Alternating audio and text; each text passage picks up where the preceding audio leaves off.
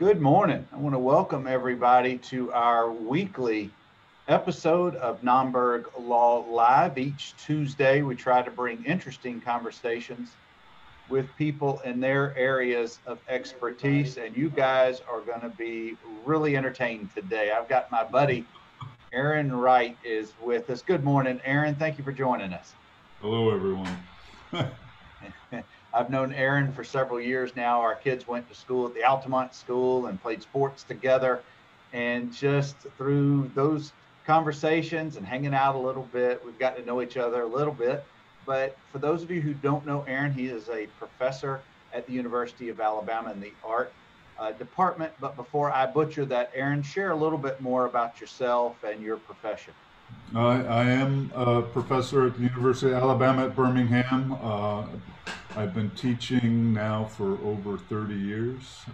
Actually, I started teaching at LSU back in 1989. I'm a graphic designer by trade, and that's what I teach at UAB. I'm also, my own personal work has to do with social and political poster design. So that's my bailiwick. My work is in exhibitions and galleries and museums all over the globe. I'm literally right now in a show in Warsaw, one in La Paz. I'm in one in China as well.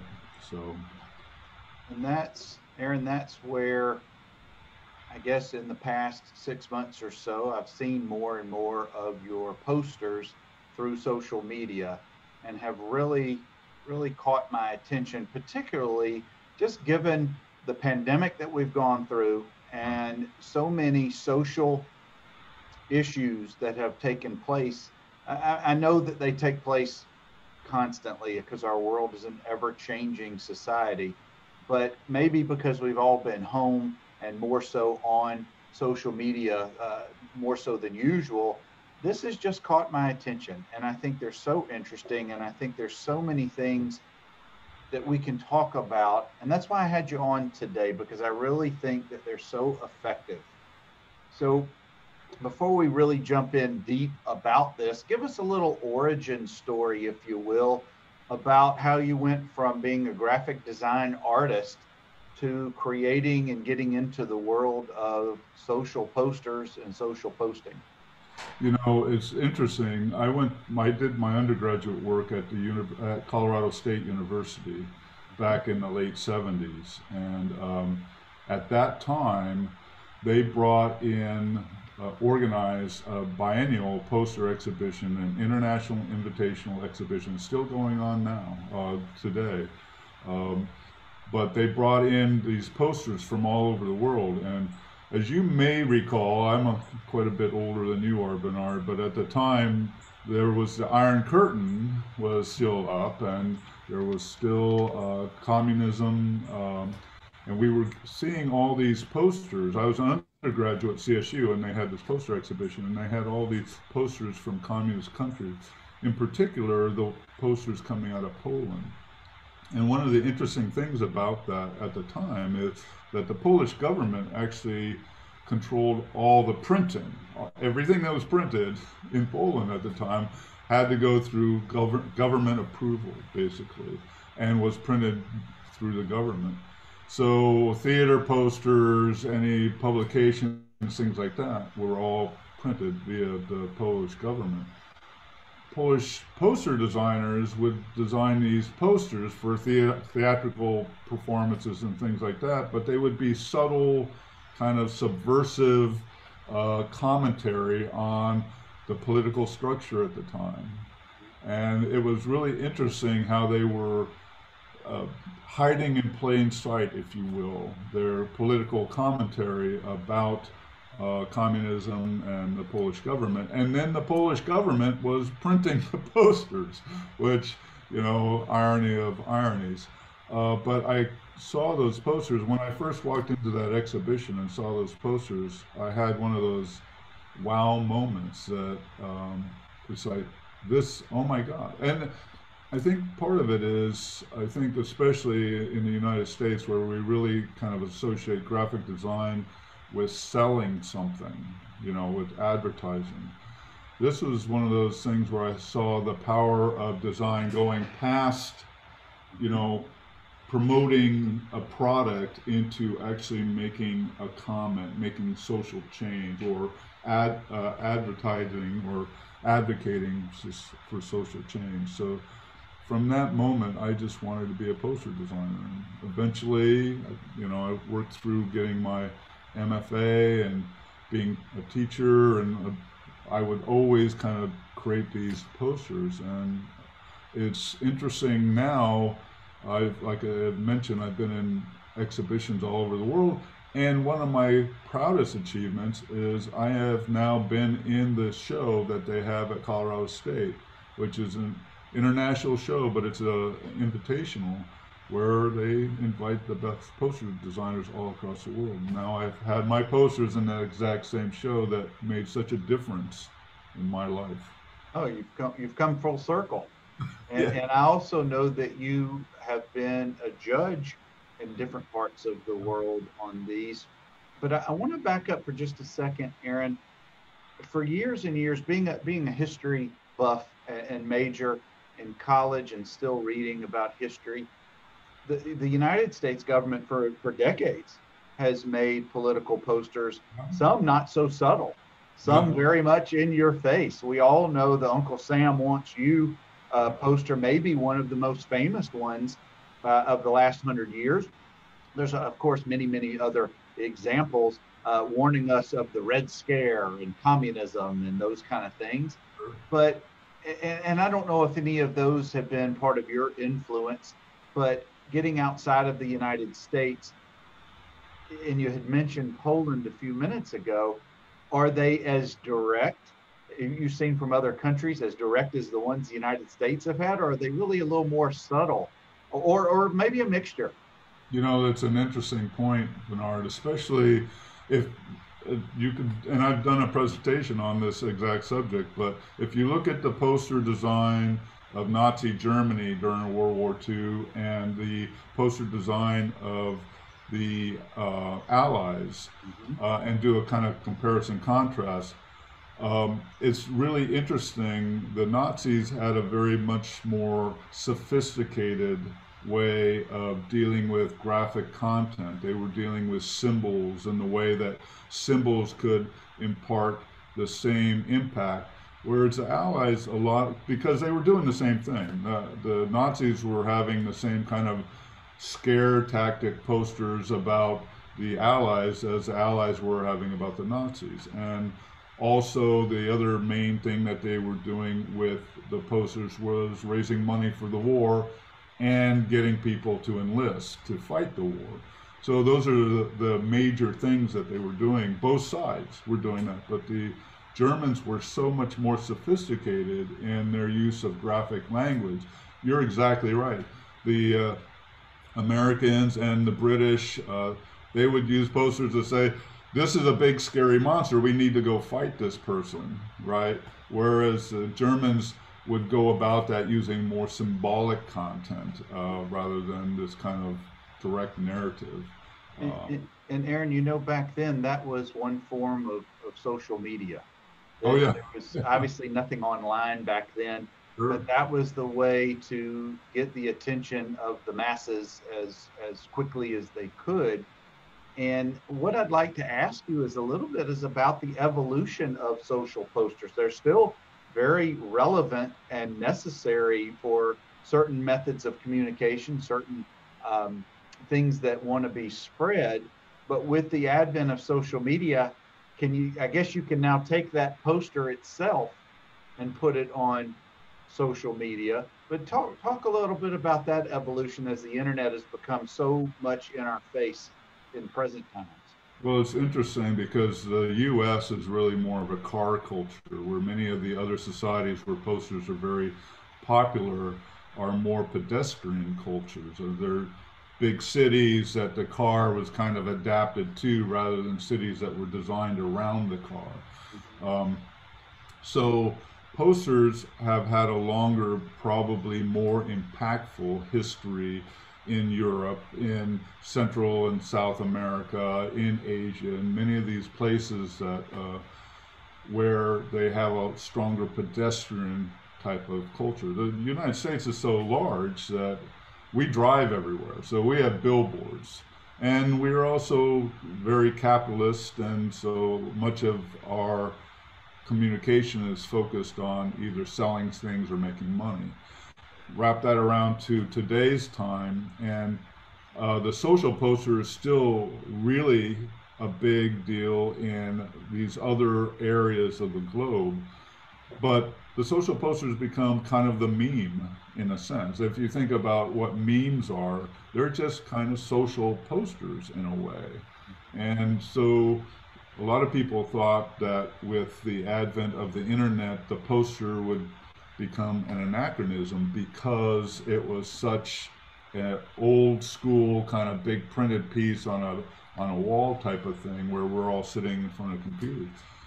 In reality, what's happened is the posters just transitioned to the screen.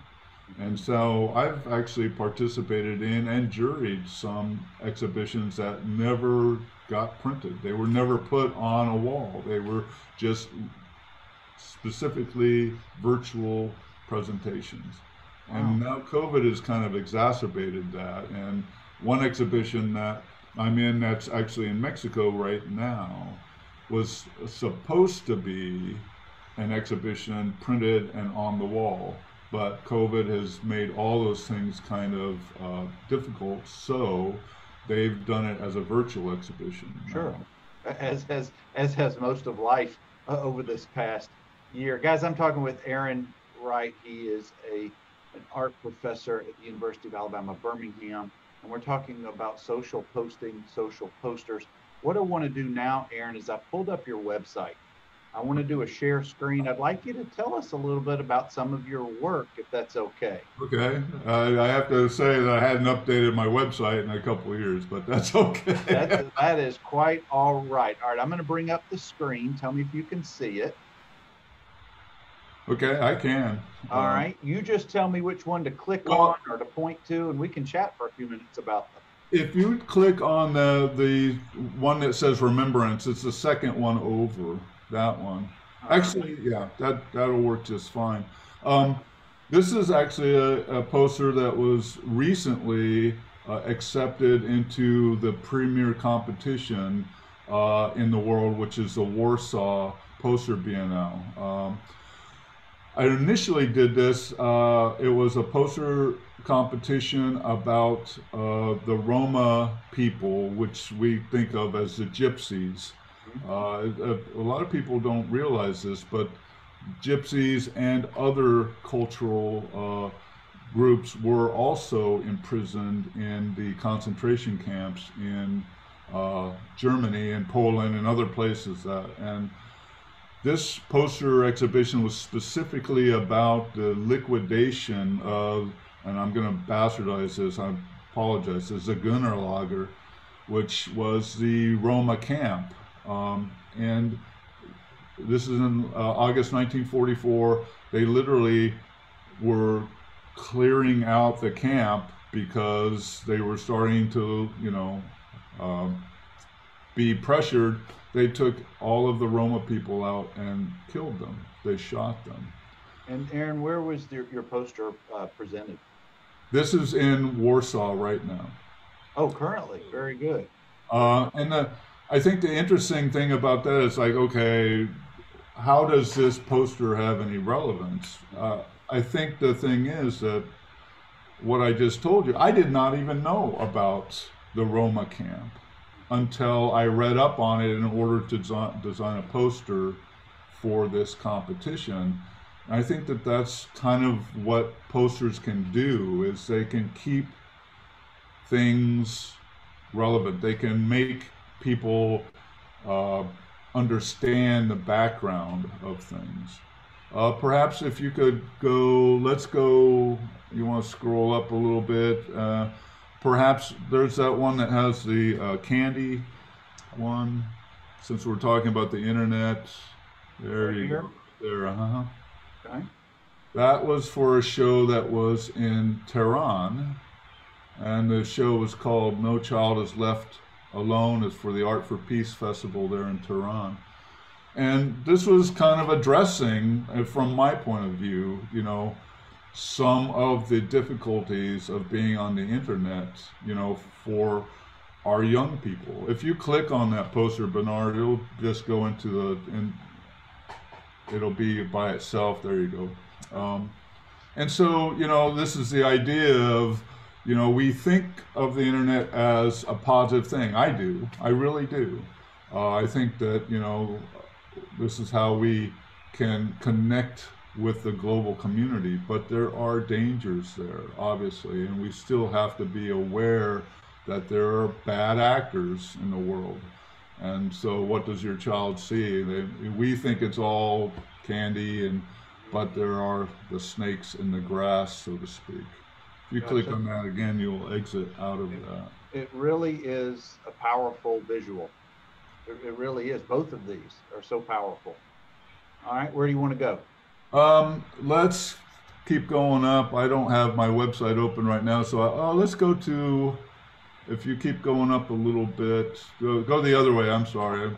Okay, my bad. Traffic. Go to the one that, with the woman smoking. Okay. This is, and if you click it, there you go. This was actually, I was invited to participate. This is a show that was in Athens, and it was about promoting medical marijuana. And I just thought it was really interesting because I don't know if you would recall, but there were, back in the 1940s, there was a whole slew of movies that were out about the evils of marijuana. The most famous one was called Reefer Madness.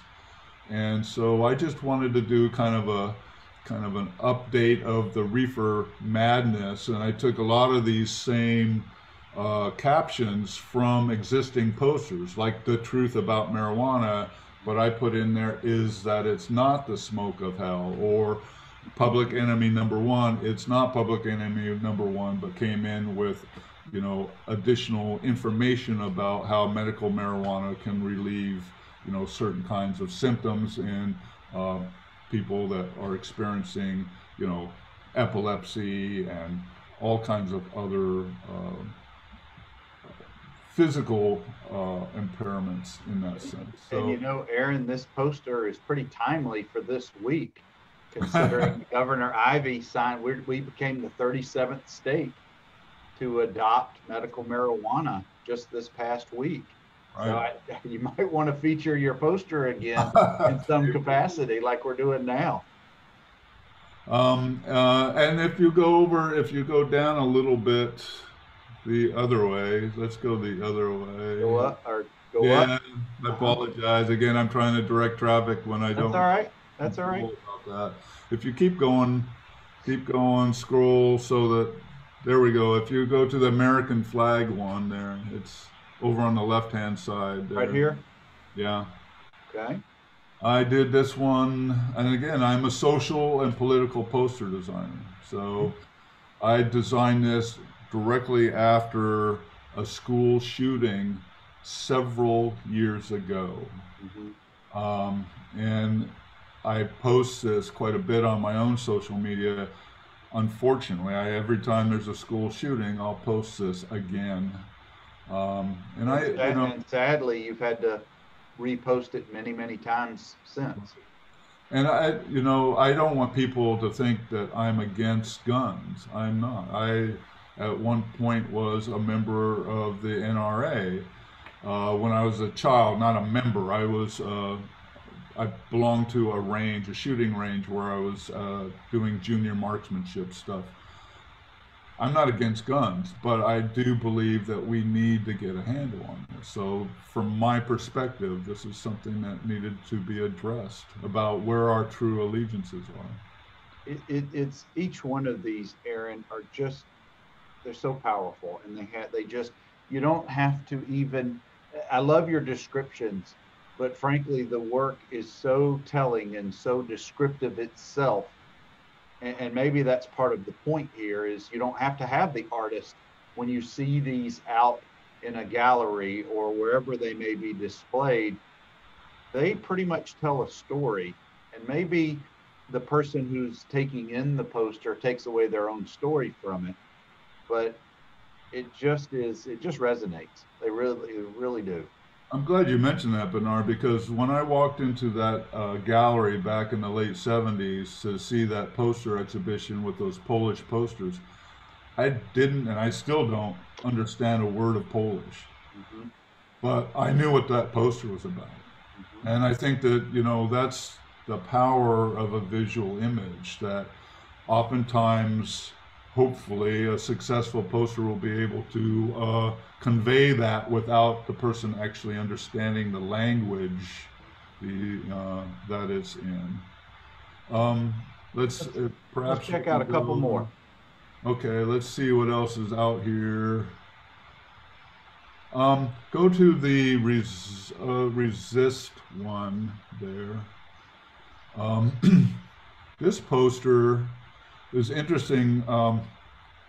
Santiago Pol, who's a very famous Venezuelan designer, um, back when they were having the constitutional crisis in Venezuela, where they were having protests in the street because the president was trying to change the constitution in order to make it so he could remain in power for a longer period of time.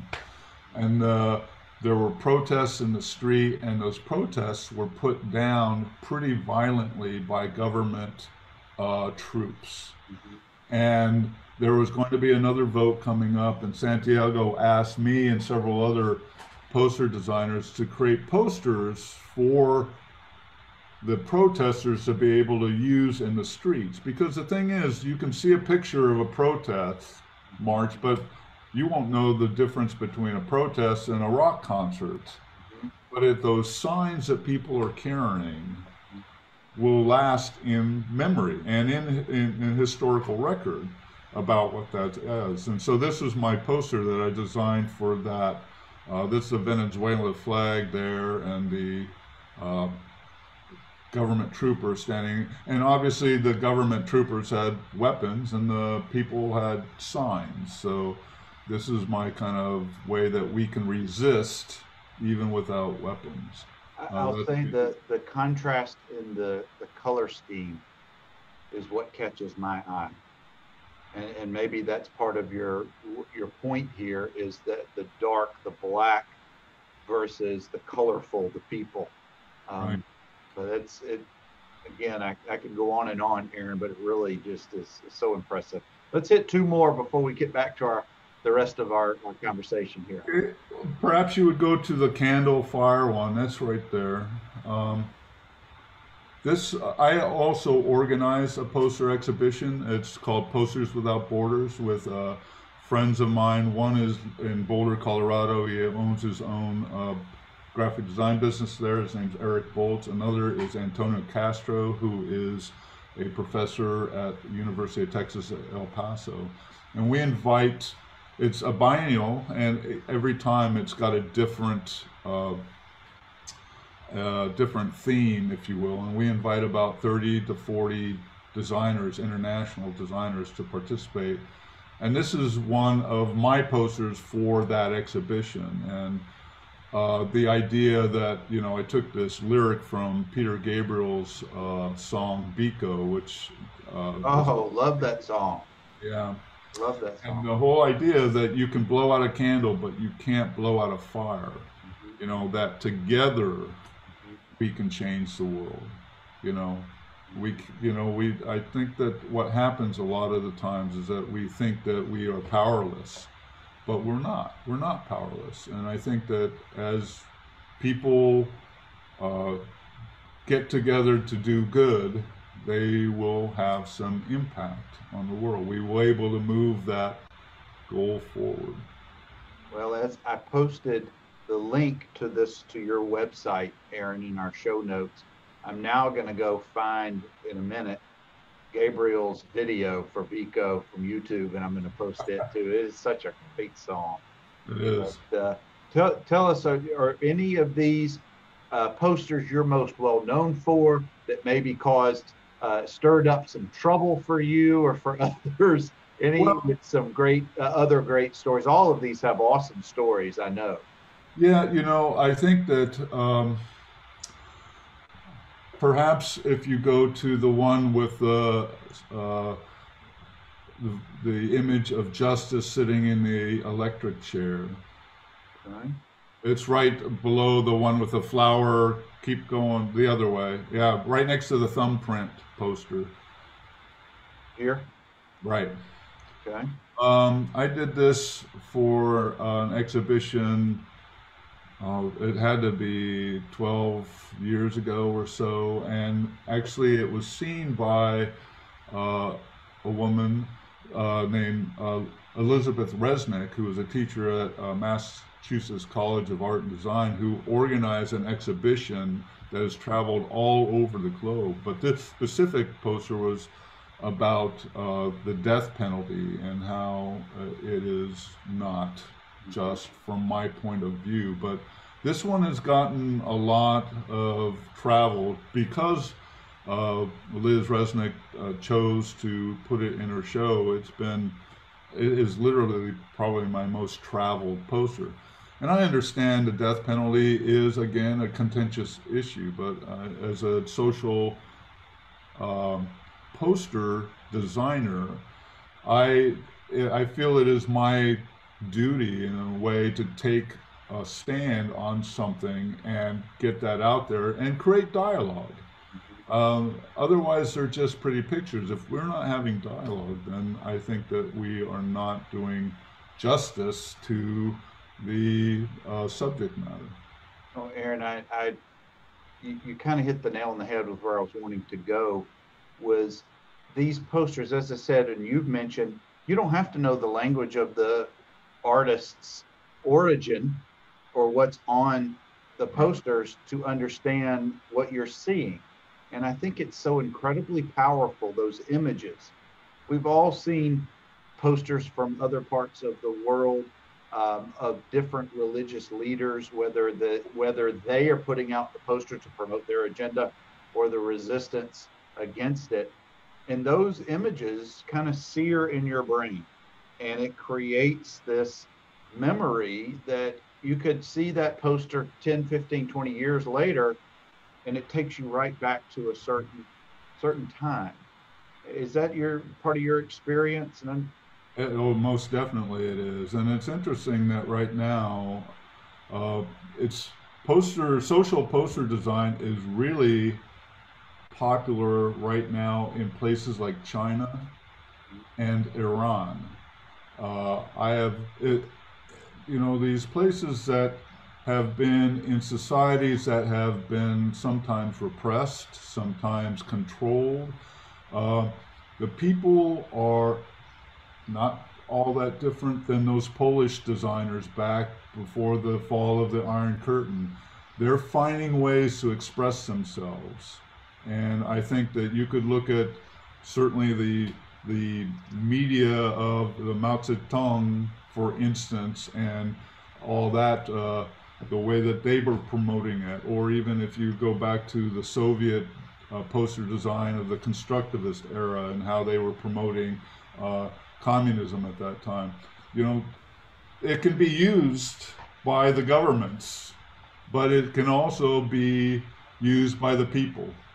Cesar Chavez had a very aggressive image approach to, and they were just hand drawn kind of posters that they were using, to fight for the rights of the workers at the time. So, there's always going to be that balance, but the people, they, that visual is a way of uniting them around a cause in many ways. And like I said, if you saw a picture of a crowd at a protest without the signs, you wouldn't know that it wasn't a rock concert or some, religious gathering. But you put the hand-drawn signs, those placards that they're holding up, you know, that tells you what they're about.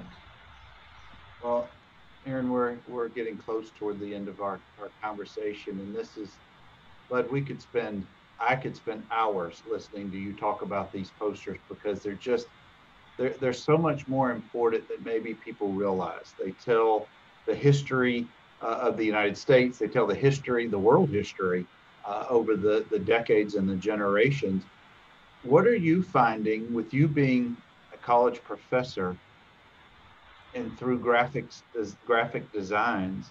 Are the kids coming up through the art department? Are they connecting with these posters and the meanings, or is it, I guess, in popularity, where is it right now with kids who are in the art department? You know, I teach usually every other year. I'll teach a class on the art of the poster, and like when I had that experience in that gallery back in the 70s, the students, once they start designing it, it is something that they just love. There's a twist, though. It's interesting, Bernard, because what's going on now, we're so used to things being animated. And that's a whole area of poster design now, too, that the animated poster. I'm not talking about animations. We're not talking about cartoons or things like that. These are posters that are animated, so there's that extra kind of level to it. Or posters that have an augmented reality, where if you have an app on your smartphone and you look at a poster through that, it all of a sudden will be doing different things. So technology, and it's this old technology of the poster and the new technology of what you can do with digital devices and design, it's really making it an exciting time in poster design. So cool, so cool. If and I guess the last along those lines, Erin, the last thing I really wanted to ask you was if if you have a student who's interested in graphic design work, but they're in, say, high school at this point, they're thinking of college, or maybe they're just starting college. I would assume that the enthusiasm and the desire goes a long way toward heading down that road. Oh Let's yeah. assume we have that. Where do we want to kind of head ourselves within the art department, or thinking of art as a major to maybe get us along the lines of what you do? You know, I will take, and this is, I'm not the first one to say this, but somebody with talent and desire and drive and discipline over somebody that is just loaded with talent, because that student wants it. They want it. They want to be in a creative field. They want to be a creator in that way. Um, and I think that that's important. So if I was talking directly to a student right now, you know, you have to kind of look at yourself. When I talk to my classes, especially my first year classes, a lot of times it's like, okay, you better really want this because it's very competitive out there. And if you don't, it's just not worth it. It's not. It's hard to do. It's hard to achieve that. But if you want it, it is so rewarding. Doing something that you love, where you get to be creative every day, is just really, I wouldn't trade it for the world in that sense. And you Um, know, from a bigger picture, that really goes along with anything in life. Don't do things just because you feel like you have to or somebody's forcing you. You're right. It's that desire. It's that whatever's coming from within here. But that's so great, Erin. I can't thank you enough, bud, for just taking us through this world, your world, which is just so incredibly interesting and important. Thank you very much. Appreciate your my time pleasure, today. Bernard. It really has. So, and anyway, happy to do it. Well, guys, as I try to do each Tuesday at this time on Nomberg Law Live, interesting conversations with people in their areas of expertise. And Erin just hit the nail on the head right here, taking us a little history lesson and how the importance of social posters and social posting is for so many people around the world. And as I said earlier, I posted to in the comments section a link to Erin's website, and through there you can get in touch with him, see his work, etc. But as I say every week, please continue to be safe. You do the right thing for you and your family. We're going to slowly, maybe not so slowly right now, but we're coming out of this pandemic. But just hopefully you guys are doing the right things for yourself. We will be back again next week.